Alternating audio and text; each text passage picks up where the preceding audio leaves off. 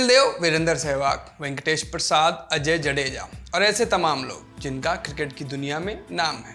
इनको आप पूर्व क्रिकेटर कहिए, विशेषज्ञ कहिए या फिर ये खुद को कभी कभी फैंस भी कहते हैं। ट्विटर वीर भी इसमें शामिल हो जाएंगे, इत्यादि इत्यादि। ऐसे लोग इस वक्त में एक चीज़ पर पूरी तरह से एकमत हैं और वो चीज़ है विराट कोहली की टीम इंडिया में जगह। इन सभी को लगता है कि विराट कोहली को टीम इंडिया में ढोया जा रहा है।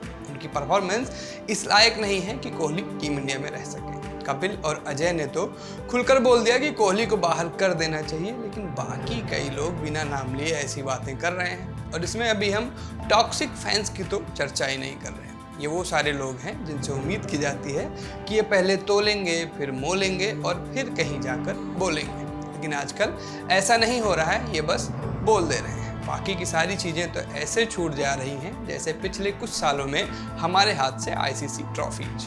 इन वकीलों पर इस वक्त अंग्रेजी की एक कहावत सटीक बैठ रही है। आगे बढ़ने से पहले कहावत दोहरा देते हैं।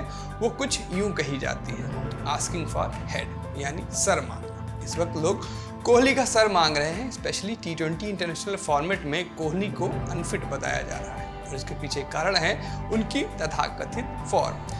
लोगों का कहना है कि कोहली की फॉर्म इंडिया को डुबो रही है। तो चलिए पहले कुछ आंकड़े देख लेते हैं। साल 2020 से अब तक T20 इंटरनेशनल में भारत के लिए सबसे ज़्यादा रन बनाने वालों की लिस्ट में कोहली चौथे नंबर पर है। जी हाँ, अपने करियर की सबसे खराब फॉर्म में भी कोहली 42 की एवरेज और 136 की स्ट्राइक रेट से रन बना रहे हैं। इस दौरान उनके नाम 6 50 के साथ 675 रन हैं। लिस्ट में उनसे ऊपर केएल राहुल, श्रेयस अय्यर और रोहित शर्मा है।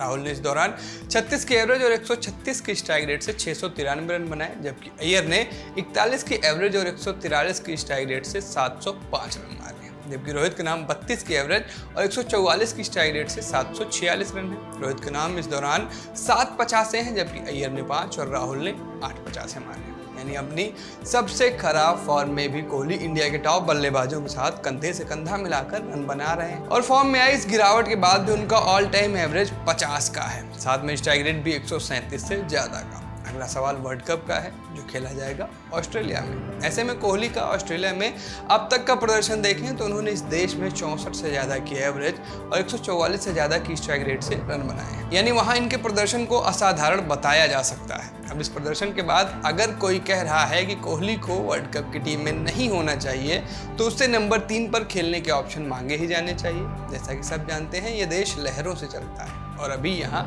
सूर्य कुमार यादव और दीपक हुडा की लहर चल रही है। दीपक ने अभी तक सिर्फ 4 पारियां खेली हैं जिनमें उनका रिकॉर्ड बेहतरीन है, इससे कोई इनकार नहीं कर सकता। लेकिन क्या इन 4 पारियों के दम पर कोहली के दशक भर के रिकॉर्ड को परे रख दिया जाएगा? ऐसा किस देश में होता है? और सूर्या तो मुंबई में भी नंबर 4 पर ही खेलते हैं। राहुल त्रिपाठी को जब आयरलैंड के खिलाफ मौका नहीं दिया गया तो उन्हें सीधे वर्ल्ड कप में तो उतारेंगे नहीं। अब बच्चे श्रेयस अय्यर जो कि शॉर्ट गेंदें आते ही नृत्य करने लगते हैं, फिर चाहे वो 120 की स्पीड से आए या 160 की। ऐसे में ऑस्ट्रेलिया की बाउंस और पेस वाले विकेट पर वो कितने कारगर सिद्ध होंगे? कहा जा रहा है कि टीम कोहली को 3 साल से ढो रही है, लेकिन आंकड़े देखेंगे तो साल 2020 में कोहली ने लगभग 37 की एवरेज और लगभग 142 के स्ट्राइक रेट से रन बनाए थे, जबकि 2021 में उन्होंने लगभग 75 के एवरेज और 133 की स्ट्राइक रेट से रन बनाए। हाँ, साल 2022 में उनका बहुत अच्छा नहीं जा रहा है, लेकिन इस साल कोहली ने कुल 4 ही तो मैच खेले हैं, जिनमें से कम 2 में वह ताबड़तोड़ खेलने के चक्कर में आउट।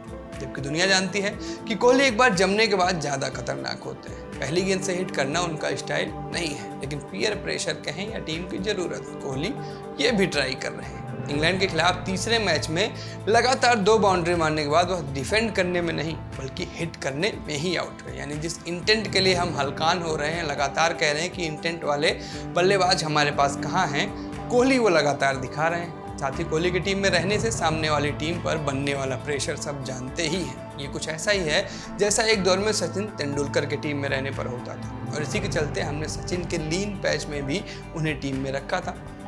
साल 2005 और 6 में सचिन के आंकड़े देखिए, सारे फॉर्मेट मिलाकर वह 34 के एवरेज से खेल रहे थे, और यही हाल 2011 के बाद भी था।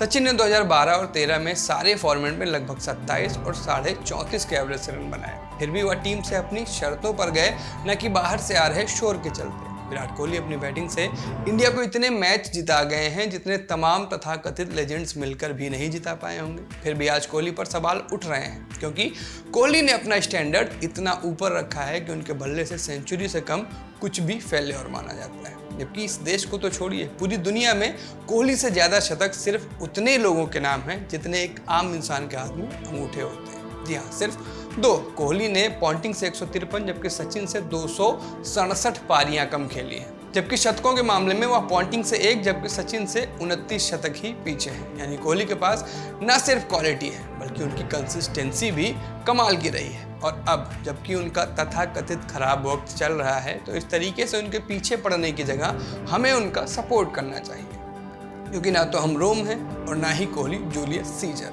फिर क्यों हम कोहली की पीठ में छुरा भोंक रहे हैं? क्या हमें अपने सबसे बड़े मैच विनर का सपोर्ट नहीं करना चाहिए?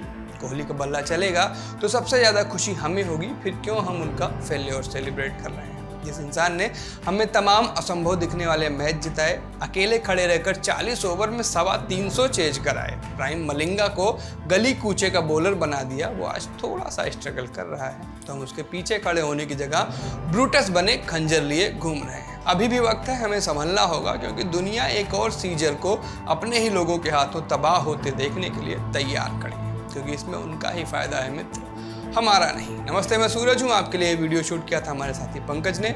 शुक्रिया।